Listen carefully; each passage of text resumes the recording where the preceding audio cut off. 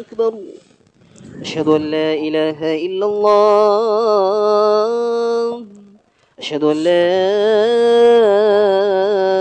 إله إلا الله.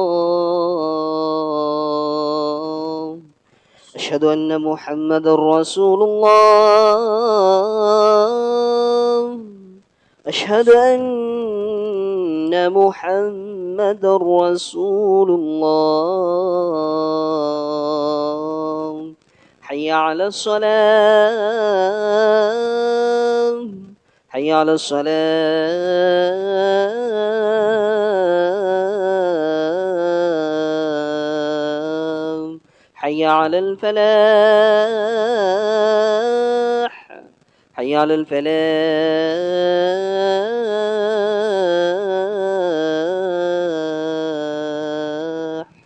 الله أكبر.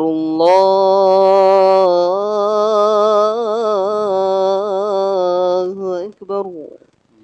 لا إله إلا الله. اللهم رب هذه الدعوة التامة والصلاة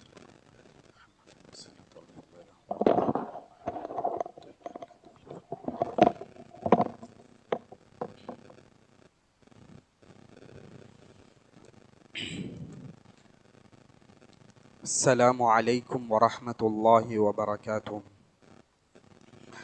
إن الحمد لله نحمده ونستعينه ونستغفره ونؤمن به ونتوكل عليه ونعوذ بالله من شرور أنفسنا ومن سيئات أعمالنا. من يهده الله فلا مضل له ومن يضلل فلا هادي له. وأشهد أن لا إله إلا الله وحده لا شريك له وأشهد أن سيدنا ومولانا محمدا عبده ورسوله. اللهم صل على محمد وعلى آل محمد. أما بعد، فيا عباد الله، فقد قال الله تعالى في كلامه العزيز: فأعوذ بالله من الشيطان الرجيم.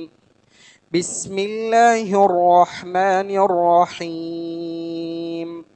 يا أيها الرسل كلوا من الطيبات واعملوا صالحا إني بما تعملون عليم. صدق الله العظيم. وعن ابن عباس رضي الله عنهما قال: قال رسول الله صلى الله عليه وسلم: نعمتان مغبون فيهما كثير من الناس، الصحة والفراغ. رواه البخاري. صدق رسول الله صلى الله عليه وسلم. இவ்வுலகத்தை படைத்து பரிபாலித்து கொண்டிருக்கும் ரப்புல் ஆலமீன் அல்லாஹ்வுக்கே புகழ் அனைத்தும். அல்ஹம்துலில்லாஹ். இவ்வுலகத்தில் நேரான சீரான வழியை காட்டி கொடுப்பதற்காக அவனால் அனுப்பப்பட்ட தூதர், இறுதி தூதர் முஹம்மத் ஸல்லல்லாஹு அலைஹி வஸல்லம் அவர்கள் மீது அல்லாஹ்வின் சாந்தியும் சமாதானமும் உண்டாவதாக.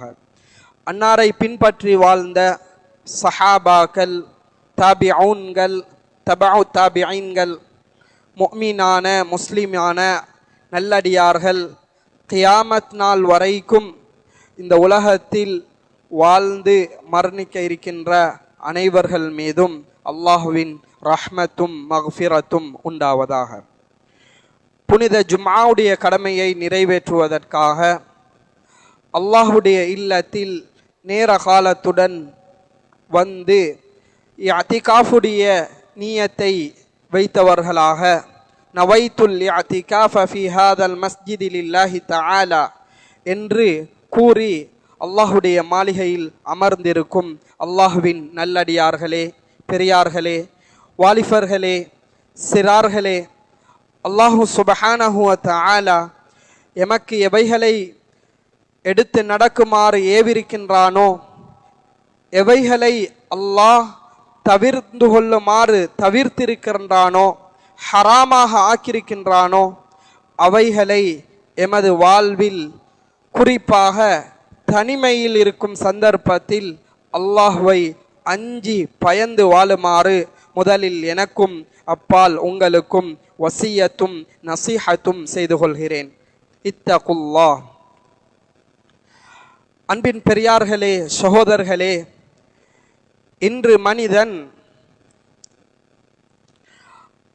செல்வத்தை பாதுகாப்பதற்காக என்னென்ன வழிகளை அவன் கையாள வேண்டுமோ அனைத்து வழிகளையும் கையாள்கின்றான்.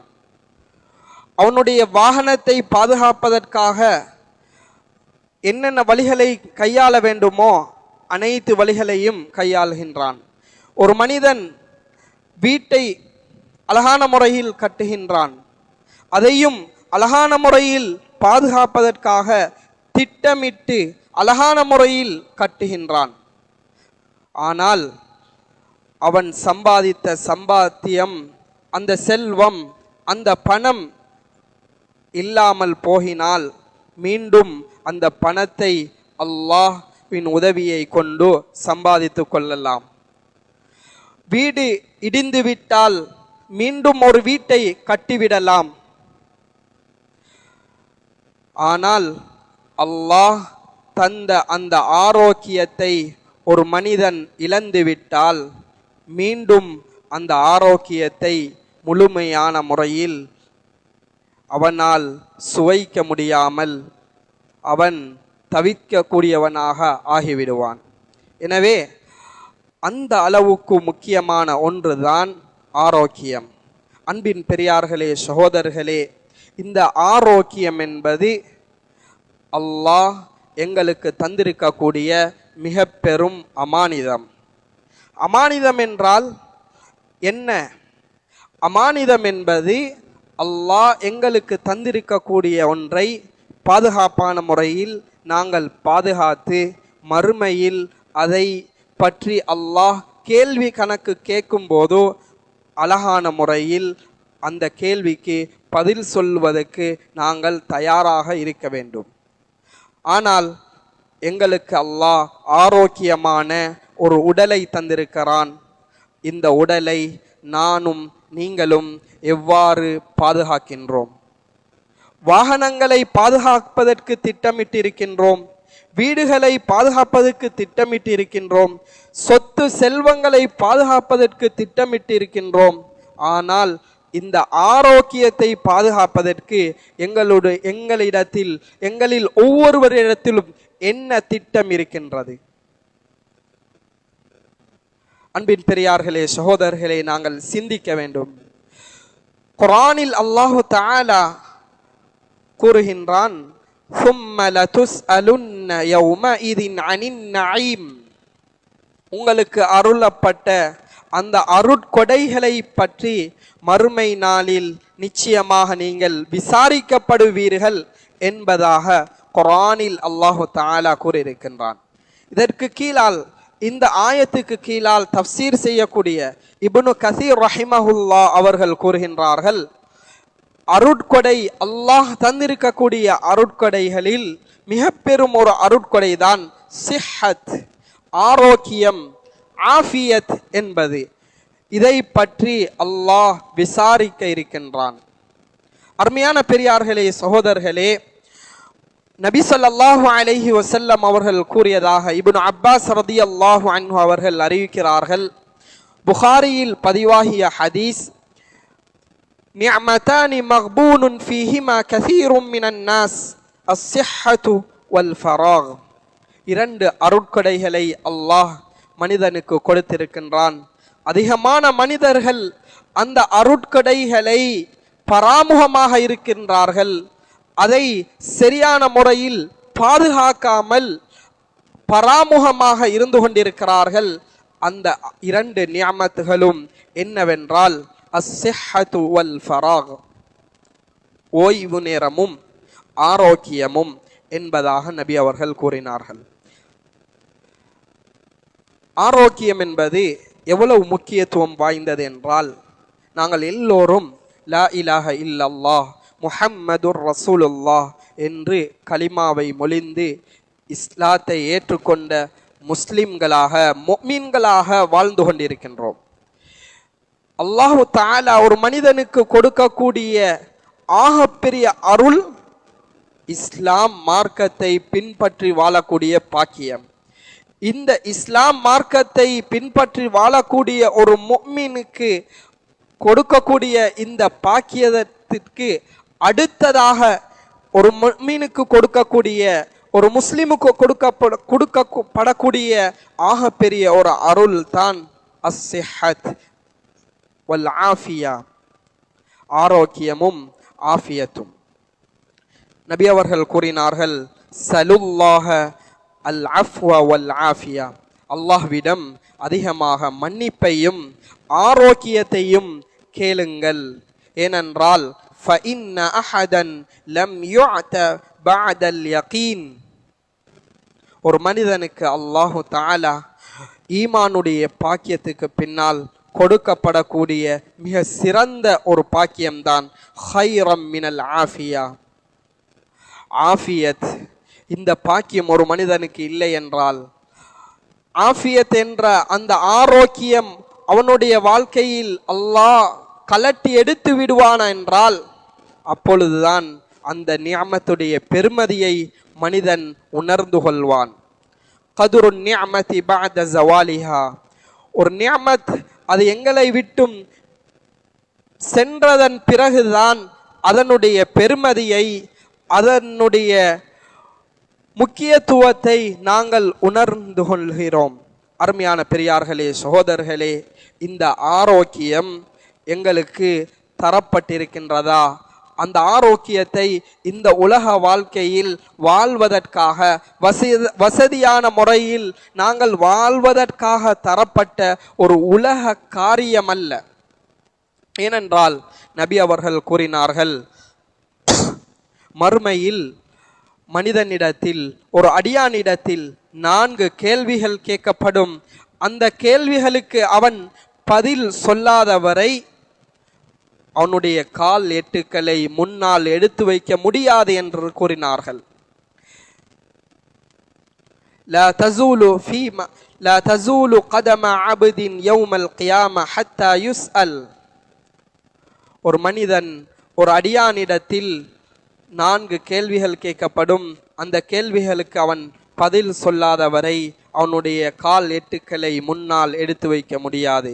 அப்படிப்பட்ட அந்த 4 கேள்விகளில் ஒன்றுதான் வஅன் ஜிஸ்மிஹி ஃபீமா அப்லா, உனக்கு ஆரோக்கியமான உடலை தந்தேன், அந்த உடலை எந்த வழியில் செலவழித்தாய்? இதை பற்றி நாம் ஒவ்வொருவரும் மறுமை நாளில் கேட்கப்படுவோம்.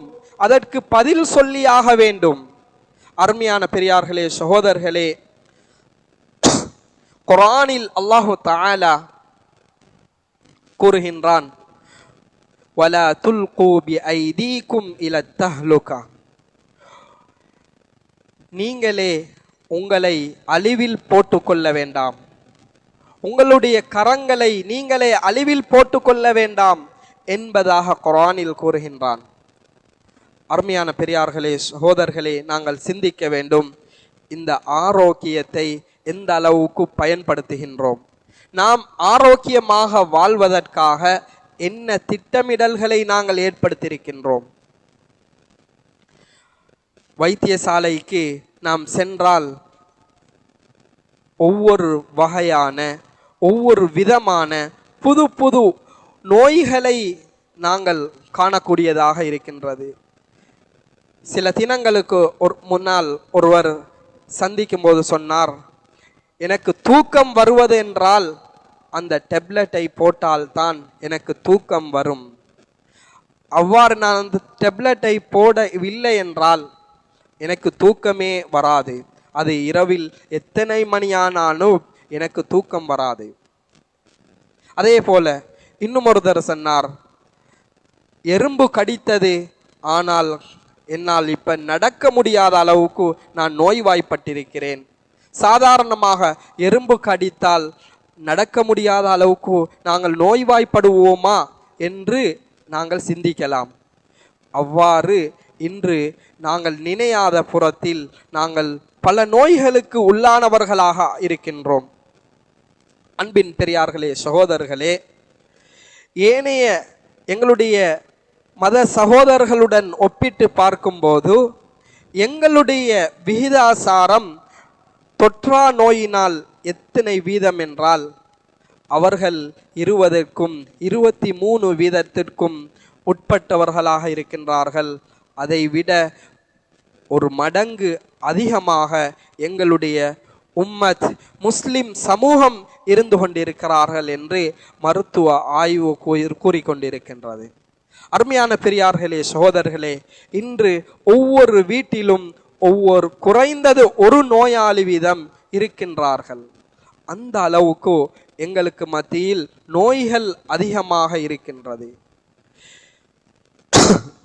இந்த நோய்களை விட்டும் நாங்கள் பாதுகாக்கப்படுவதற்காக எங்களுடைய வாழ்க்கையை நாங்கள் திட்டமிட வேண்டும். நபி ஸல்லல்லாஹு அலைஹி வஸல்லம் அவர்கள் 1400 வருடங்களுக்கு முன்னால் எங்களுக்கு ஆரோக்கியமாக வாழ்வதற்கான அனைத்து ஏற்பாடுகளையும் அழகான முறையில் செய்து காட்டியிருக்கிறார்கள். சஹாபாக்கள் முன்மாதிரியாக வாழ்ந்து காட்டியிருக்கிறார்கள். ஆனால் எங்களுடைய முன்னோர்களை எடுத்து பார்ப்போம். 3 தசாப்தங்களுக்கு முன்னால் வாழ்ந்த எங்களுடைய முதியவர்கள், எங்களுடைய மூத்தோர்களுடைய வாழ்க்கையை பின்பற்றி பார்த்தால் அவர்கள் ஆரோக்கியமாக வாழ்ந்திருக்கிறார்கள், பல்லாண்டு காலம் சுகமாக வாழ்ந்திருக்கிறார்கள். ஆனால் இன்று இளமையில் ஆரோக்கியம் இல்லாதவர்களாக நாங்கள் வாழ்ந்து கொண்டிருக்கின்றோம். இதற்கான அடிப்படையான காரணங்களில் ஒன்றுதான் எங்களுடைய உணவு பழக்கம். நபி ஸல்லல்லாஹு அலைஹி வஸல்லம் அவர்கள் எங்களுடைய உணவு பழக்கத்தை எவ்வாறு அமைத்து கொள்ள வேண்டும் என்று அழகான முறையில் வழிகாட்டியிருக்கிறார்கள். ஆனால் நாங்கள் ஏனோ தானோ என்று, இதுதான் நாகரீகம் என்று நாங்கள், இதுதான் எங்களுக்கு தெரிந்தவை, அல்லாஹ் ஹலாலாக ஆக்கியிருக்கின்றான், எனவே நாங்கள் எல்லாவற்றையும் உண்ணுவோம், எல்லாவற்றையும் குடிப்போம் என்ற மனோ பாங்கில் நாங்கள் வாழ்ந்து கொண்டிருக்கிறோம். நபி ஸல்லல்லாஹு அலைஹி வஸல்லம் அவர்கள் எங்களுக்கு அருமையான முறையில் எவ்வாறு சாப்பிட வேண்டும், எவ்வாறு நாங்கள் குடிக்க வேண்டும், சாப்பிடுவதென்றால் அது எவ்வாறு இருக்க வேண்டும் என்பதை அழகான முறையில் எங்களுக்கு கற்றுத்தந்திருக்கிறார்கள். மா மலஅ ஆதமியுன் விஆஅன் ஷர்ரன் மின் பத்னிஹி. நபி ஸல்லல்லாஹு அலைஹி வஸல்லம் அவர்கள் கூறினார்கள், ஒரு மனிதனும் தனது வயிற்றை விட மோசமான பாத்திரத்தை அவன் நிரப்பவில்லை. பிஹஸ்பி பிம்தி ஆதம் லுகைமாத்துன் யுகிம்ன சுல்பஹு. ஆனால் ஒரு மனிதனுக்கு அவனுடைய விலா எலும்பை நிமிர்த்தி கொள்வதற்கு போதுமான சில கவல உணவுகள் இருந்தால் அவனுக்கு போதும். ஃபஇன் கான லா மஹாலத, அவ்வாறு அவனுக்கு அவசியமாக சாப்பிட வேண்டுமாக இருந்தால் ஃபசுலுசுன் லிதஆமிஹி, அவனுடைய வயிற்றில் 1/3 பகுதியை சாப்பாட்டிற்காகவும், வசுலுசுன் லிஷராபிஹி, 1/3 பகுதியை குடிப்பானங்களுக்காகவும், வசுலுசுன் லினஃபஸிஹி, 1/3 பகுதியை மூச்சு விடுவதற்காகவும் ஆக்கி கொள்ளட்டும் என்பதாக நபி அவர்கள் 1400 வருடங்களுக்கு முன்னால் எங்களுக்கு சாப்பிட வேண்டிய ஒழுங்குமுறையை கற்று தந்திருக்கிறார்கள். ஆனால் இன்று நாம் எவ்வாறு சாப்பிடுகின்றோம்? நபி அவர்கள் காட்டி தந்த முறையில் எங்களுக்கு சுகாதாரம், மருத்துவர்கள் இந்த முறையை தான் சொல்லிக் கொண்டிருக்கிறார்கள்.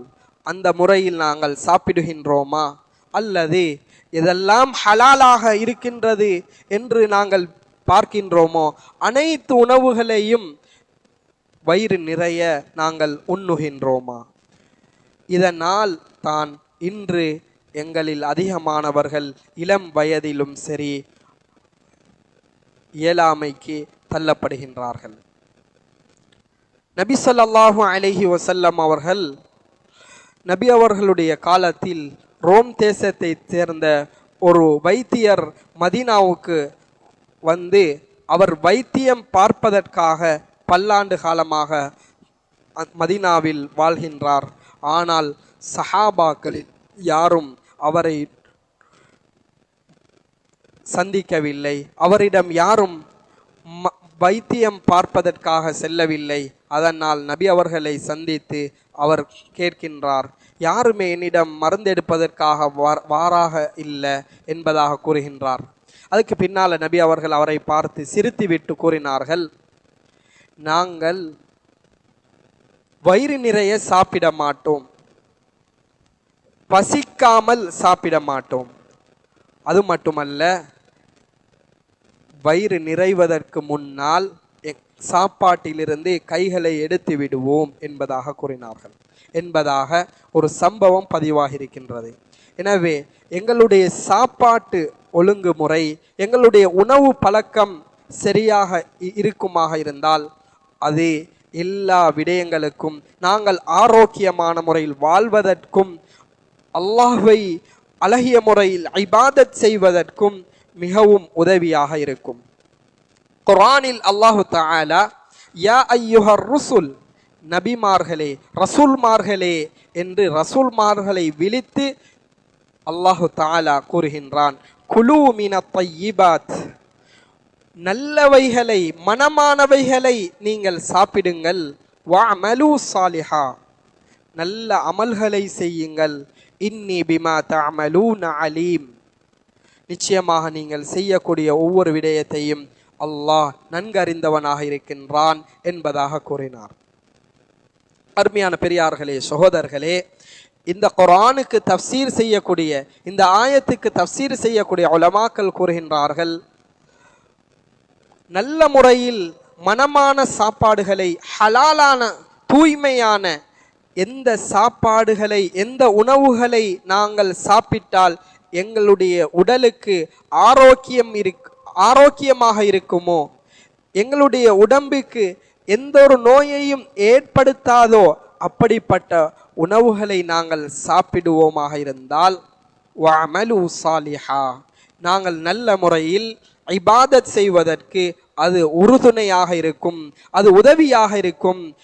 நாங்கள் அதுக்கு மாற்றமான முறையில் ஹராமான உணவுகளை அல்லது அளவுக்கு மிஞ்சிய உணவுகளை சாப்பிடுவோமாக இருந்தால் அது இபாதத் செய்வதில் சோம்பேறித்தனத்தை ஏற்படுத்தும், எங்களுடைய உடலில் ஆரோக்கியம் இல்லாமல் வாழ்வதற்கு மிக பெரும் காரணமாக இருக்கும் என்பதாக அறிஞர்கள் கூறுகின்றார்கள். அருமையான பெரியார்களே, சகோதரர்களே, எங்களுடைய வாழ்க்கையில் நாங்கள் ஆரோக்கியமாக வாழ விரும்புகின்றோம். ஆனால் அதற்கு எந்த ஒரு திட்டத்தையும் போடாமல், எந்த ஒரு திட்டமும் இல்லாமல் ஆரோக்கியமாக வாழ ஆசைப்பட்டவர்களாக நாங்கள் வாழ்ந்து கொண்டிருக்கின்றோம். எனவே ஆரோக்கியமாக வாழ்வதற்கு மிக முக்கியமான விடயங்களில் ஒன்றுதான் உணவு பழக்கம். இந்த உணவு பழக்கத்தை நாங்கள் சரியாக அமைத்து கொள்வோமாக இருந்தால் பல நோய்களுக்கு அதுவே நிவாரணமாக அமையும். அது மட்டுமல்ல, நாங்கள் அல்லாஹ்வை இபாதத் செய்வதற்கும் மிக பெரும் காரணமாகவும் மிக பெரும் உதவியாகவும் இருக்கும். அருமையான பெரியார்களே, சகோதரர்களே, இன்று நாங்கள் தொழுகின்றோம், இபாதத் செய்கின்றோம், நோன்பு நோட்கின்றோம், ஏனைய இபாதத்துகளை செய்கின்றோம், பெற்றோர்களை மதித்து அவர்களை கண்ணியப்படுத்துகின்றோம், எல்லாம் செய்கின்றோம். இதனால் நாங்கள் ஆரோக்கியமாக இருப்பதினால் செய்கின்றோம். இவைகள் அனைத்தையும் செய்ய முடியாமல் ஆகிவிடும் நாங்கள் ஆரோக்கியமாக இல்லை என்றால். அருமையான பெரியார்களே, சகோதரர்களே, அதே போன்றுதான் அடுத்த விடயம், நாங்கள் சுத்தம் சுகாதாரம் பேணி நடக்கக்கூடியவர்களாகவும் இருக்க வேண்டும். ஏனென்றால் நாங்கள் சுத்தமாக இல்லை என்றால், சுகாதாரம் பேணவில்லை என்றால், அசுத்தமாக இருப்போமையாக இருந்தால், எங்களுடைய சுற்றுச்சூழல் சுத்தமாக இல்லை என்றால் நாங்கள் பல நோய்களுக்கு உள்ளாக வேண்டியாகிவிடும். நபி அவர்கள் எந்த அளவுக்கு சுத்தத்தை கூறியிருக்கின்றார்கள் என்றால் அத்துஹூர் ஷத்ருல் ஈமான், ஈமானுடைய பாதியாக சுத்தத்தை மார்க்கம் எங்களுக்கு வலியுறுத்தி காட்டியிருக்கின்றது. சுத்தம் இல்லை என்றால் அவரால் தொழ முடியாது, மஸ்ஜிதில் அமர்ந்து உட்கார முடியாது. எல்லா விடயங்களுக்கும் இஸ்லாத்தினுடைய அனைத்து இபாதத்துகளுக்கும் சுத்தம் மிக பெரும் நிபந்தனையாக, மிக பெரும் ஒன்றாக இருந்து கொண்டிருக்கின்றது. எனவே நாங்கள் எங்களுடைய வாழ்க்கையை, நாங்கள் எங்களுடைய உடலை சுத்தமாக வைத்து கொள்ள வேண்டும். எங்களுடைய உடலை நாங்கள் சுத்தமாக வைத்திருப்பது மாத்திரம் போதாது, எங்களுடைய உள்ளத்தையும் நாங்கள் பரிசுத்தமாக வைத்து கொள்ள வேண்டும். எங்களுடைய உள்ளம் பரிசுத்தமாக இல்லை என்றால் நாங்கள் எவ்வளவுதான் அமல் செய்தாலும், எவ்வளவுதான் இபாதத் செய்தாலும், எவ்வளவுதான் நாங்கள் அல்லாஹ்வின் பாதையில் செலவழித்தாலும் உள்ளம் சீராக இல்லை என்றால் அதை கொண்டு எந்த பிரயோசனத்தையும் நாங்கள் மறுமை நாளையில் அடைய மாட்டோம். அன்பின் பெரியார்களே, சகோதரர்களே, எங்களுடைய உள்ளத்தை நாங்கள் பரிசுத்தப்படுத்த வேண்டும், எங்களுடைய உடலை நாங்கள் பரிசுத்தமாக வைத்து கொள்ள வேண்டும். அத்தோடு சேர்த்து நாங்கள் இருக்கக்கூடிய எங்களுடைய வீட்டு சூழலை சுத்தமாக வைத்து கொள்ள வேண்டும். சில தினங்களுக்கு முன்னால் டெங்கு நோய் மிகவும் அதிகமாக பரவக்கூடிய காலம். எனவே இந்த வாரம் டெங்கு ஒழிப்பு என்று திடப்படுத்திய ஒரு வாரமாக எங்களுடைய மருத்துவர்கள் கூறினார்கள். எனவே எங்களுடைய சுற்றுச்சூழல்களை நாங்கள் அழகான முறையில், நபி அவர்கள் காட்டி தந்த முறையில் நாங்கள் செலவழிக்க வேண்டும். எவ்வாறு தொழில் செய்வதற்காக நேரங்கள் கொடுக்கின்றோமோ, எவ்வாறு பணத்தை சம்பாதிப்பதற்காக நேரங்களை செலவழிக்கின்றோமோ, அதே போல சுத்தமாக இருப்பதற்காகவும் எங்களுடைய சுற்றுச்சூழல்களை சுத்தமாக வைத்திருப்பதற்காகவும் நாங்கள் நேரம் கொடுக்க வேண்டும். அதனூடாகத்தான் நாங்கள் ஆரோக்கியமான சமூகமாக வாழலாம். இல்லை என்றால் நாங்கள், மனிதன் இன்று எவ்வாறு வாழ்கின்றான் என்றால், ஒரு உதாரணம் சொல்கின்றார்கள். அவன் உலகத்தில் நிரந்தரமாக வாழ வந்தவனை போன்று சொத்து செல்வங்களை தேடுவதில் அவனுடைய முழு வாழ்க்கையையும் கழித்து கொண்டிருக்கின்றான். பின்னால் அவன் நோய்வாய்ப்பட்டால் அவன் தேடிய முழு சொத்தையும் முழு நோய்க்காகவும் முழு ஆரோக்கியத்தையும் தேடி, முழு ஆரோக்கியம் பெற வேண்டும் என்பதற்காக தேடிய முழு சொத்தையும் செலவழிக்கின்றான். அவன் தேடிய சொத்தினால் என்ன பிரயோசனத்தையும் அவன் அடைந்து கொள்ளவில்லை. வெறுமனே பூச்சியம் என்று சொல்லலாம். அந்த அளவுக்கு அவன் சொத்தை தேடி கடைசியில் நோய்வாய்ப்பட்டதுக்கு பின்னால் அவன் நோயை குணப்படுத்துவதற்காக முழு சொத்தையும் இழக்கின்றான். அருமையான பெரியார்களே, சகோதரர்களே, அவ்வாறு இல்லாமல் நாங்கள் தொழில் செய்வதற்காக நேரத்தை கொடுப்போம். எங்களுடைய உடலை ஆரோக்கியமாக வைத்திருப்பதற்காக, உடற்பயிற்சி செய்வதற்காக நேரத்தை கொடுப்போம். அதே போல ஏனைய என்னென்ன விடயங்களை கையாண்டால் நாங்கள் ஆரோக்கியமாக வாழலாம் என்று மருத்துவர்கள் எங்களுக்கு அறிவுரைகளை கூறுகின்றார்களோ அதை பின்பற்றி நடப்போமையாக இருந்தால் நாங்கள் ஆரோக்கியமான சமூகமாக வாழலாம். அருமையான பெரியார்களே, சகோதரர்களே, ஆரோக்கியமான சமூகத்தை நாங்கள் இழந்து கொண்டிருக்கின்றோம். எந்த அளவுக்கு எங்களுடைய உடல் சுத்தத்தை பேணுகின்றோம்?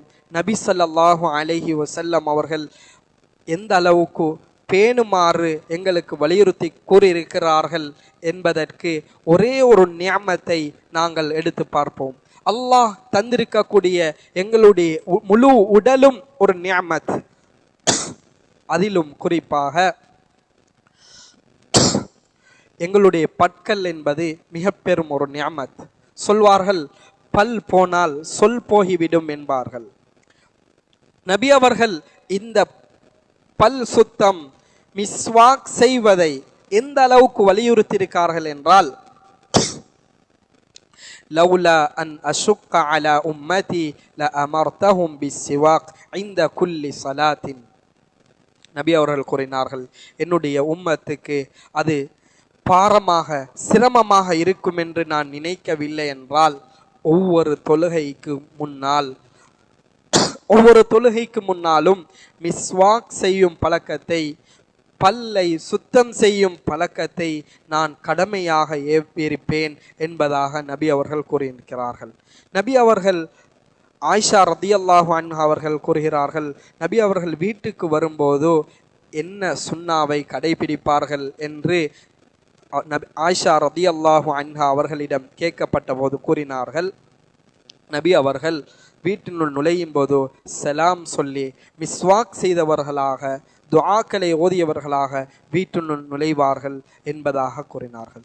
எனவே அந்த அளவுக்கு எங்களுக்கு மிக முக்கியமான ஒரு சுன்னாவாக பல் சுத்தம் காணப்படுகின்றது. அதே போல ஏனைய எங்களுடைய உடலை பாதுகாப்பதற்கு என்னென்ன வழிகளை நாம் கையாள வேண்டுமோ அந்த முறைகளை நாங்கள் கையாள வேண்டும். அல்லாஹு தஆலா எப்படிப்பட்ட மனிதனை விரும்புகின்றான்,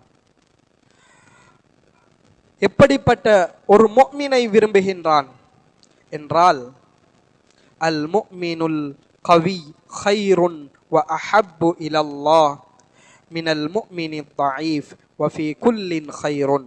நபி ஸல்லல்லாஹு அலைஹி வஸல்லம் அவர்கள் கூறினார்கள், பலவீனமான ஒரு முஃமினை விட அல்லாஹ்வுக்கு மிகவும் விருப்பமானவர் பலமான, திடகாத்திரமான, ஆரோக்கியமான ஒரு முஃமின் அல்லாஹ்வுக்கு மிகவும் விருப்பமானவர், அல்லாஹ்வுக்கு மிகவும் நேசத்துக்குரியவர், அவர் சிறந்தவர் என்பதாக நபி அவர்கள் கூறினார்கள். 2 பேரிலும் நலவுகள் இருந்த போதிலும் இவர்களில் மிகவும் சிறப்புக்குரியவர், அல்லாஹ்வுக்கு மிகவும் விருப்பமானவர் யார் என்றால் திடகாத்திரமான, ஆரோக்கியமான ஒரு முஃமின். எனவே அல்லாஹு தஆலா குர்ஆனில் கூறுகின்றான், இன்னல்லாஹ யுஹிப்புத் தவ்வாபீன் வ யுஹிப்புல் முத்தஹிரீன். தௌபா செய்யக்கூடியவர்களை அல்லாஹ் நேசிக்கின்றான், பரிசுத்தமானவர்களை அல்லாஹ் விரும்புகின்றான் என்பதாக குர்ஆனில் அல்லாஹு தஆலா கூறுகின்றான். எனவே அன்பான பெரியார்களே, சகோதரர்களே, எங்களுடைய வாழ்க்கையை அல்லாஹ் விரும்பக்கூடிய விதத்தில் ஹலாலான உணவுகளை உண்ணும் பழக்கமுடையவர்களாக, மனமான உணவுகளை, பரிசுத்தமான உணவுகளை உண்ணக்கூடியவர்களாக, நல்ல முறையில் அல்லாஹ்வை இபாதத் செய்யக்கூடிய சமூகமாக, ஆரோக்கியமான சமூகமாக நாம் ஒவ்வொருவரும் ஆக வேண்டும். அதற்கு நாங்கள் என்னென்ன வழிகளை கையாளலாமோ அந்த வழிகளை கையாண்டு எங்களுடைய வாழ்க்கையில் ஆரோக்கியமாக வாழ்ந்து, ஆரோக்கியமான சமூகமாக, ஆரோக்கியமான ஒரு சமுதாயத்தை கட்டியெழுப்பக்கூடியவர்களாக நாம் ஒவ்வொருவரும் முயற்சி செய்வோம். அல்லாஹு தஆலா எங்களுடைய அனைவருடைய வாழ்க்கையையும் பொருந்திக் கொள்வானாக. அல்லாஹு தஆலா எங்களுடைய வாழ்க்கையை அல்லாஹுக்கு விருப்பமான முறையில் ஆக்கி கொள்ளக்கூடிய பாக்கியத்தை தருவானாக.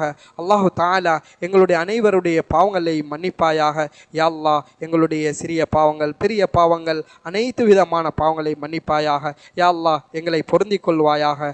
ஆரோக்கியமான சமூகமாக எங்களுடைய வாழ்க்கையை ஆக்குவாயாக. ஆரோக்கியமான சமூகமாக எங்களை ஆக்குவாயாக. எங்களுடைய வாழ்க்கையை பொருந்திக் கொள்வாயாக. வ ஆகிர தஅவானா அனில் ஹம்துலில்லாஹி ரப்பில் ஆலமீன். அல்ஹம்துலில்லாஹி ரப்பில் ஆலமீன். نحمده ونستعينه ونستغفره ونؤمن به ونتوكل عليه ونعوذ بالله من شرور أنفسنا ومن سيئات أعمالنا. من يهده الله فلا مضل له ومن يضلل فلا هادي له. وأشهد أن لا إله إلا الله وحده لا شريك له وأشهد أن محمدا عبده ورسوله صلى الله على سيدنا محمد وعلى آله وأصحابه وسلم تسليما كثيرا كثيرا. أرسله بالحق بشيرا ونذيرا بين يدي الساعة. من يطع الله ورسوله فقد رشد ومن يعص الله ورسوله فإنه لا يضر إلا نفسه ولا يضر الله شيئا. أما بعد، فيا عباد الله، إني أوصيكم أولا بتقوى الله وأحذركم يوما عبوسا قمطريرا. قال الله تعالى في محكمه التنزيل بعد أعوذ بالله من الشيطان الرجيم. بسم الله الرحمن الرحيم. ثم لتسألن يومئذ عن النعيم.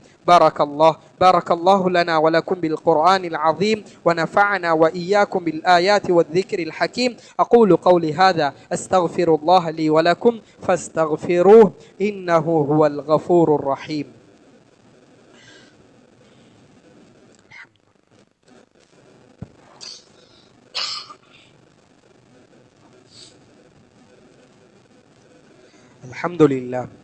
الحمد لله حمدا كثيرا كما مر. أشهد أن لا إله إلا الله وحده لا شريك له إرغاما لمن جحد به وكفر، وأشهد أن محمدا عبده ورسوله سيد البشر. اللهم صل وسلم وبارك وأكرم على سيدنا ومولانا محمد وعلى آله وأصحابه أجمعين. أما بعد، فيا عباد الله، أوصيكم وإياي أولا بتقوى الله. إن الله مع الذين اتقوا والذين هم محسنون. واعلموا عباد الله أن الله تعالى أمركم أمرا عميما، وبدأ فيه بنفسه تعظيما، وثنى بملائكته المسبحة بقدسه تكريما.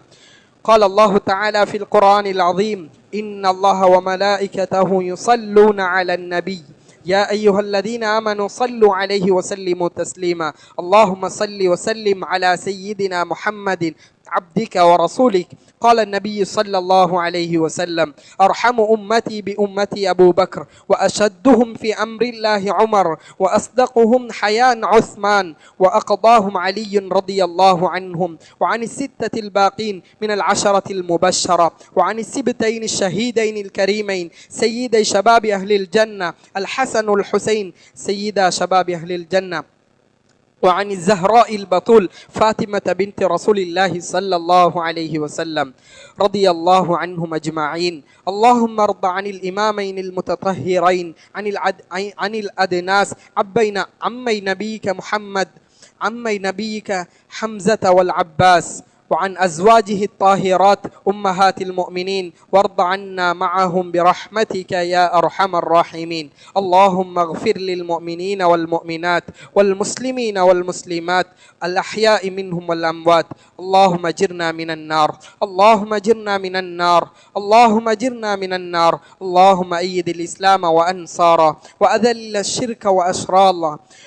اللهم وفقنا لما تحب وترضى، واجعل آخرتنا خيرا من الأولى. اللهم انصر من نصر دين محمد صلى الله عليه وسلم وجعلنا منهم، واخذل من خذل دين محمد صلى الله عليه وسلم ولا تجعلنا منهم برحمتك يا أرحم الراحمين. عباد الله، إن الله يأمر بالعدل والإحسان وإيتاء ذي القربى، وينهى عن الفحشاء والمنكر والبغي، يعظكم لعلكم تذكرون. اذكروا الله العظيم يذكركم، ولذكر الله أكبر، والله يعلم ما تصنعون. أقيموا الصلاة. الله أكبر، الله أكبر. أشهد أن لا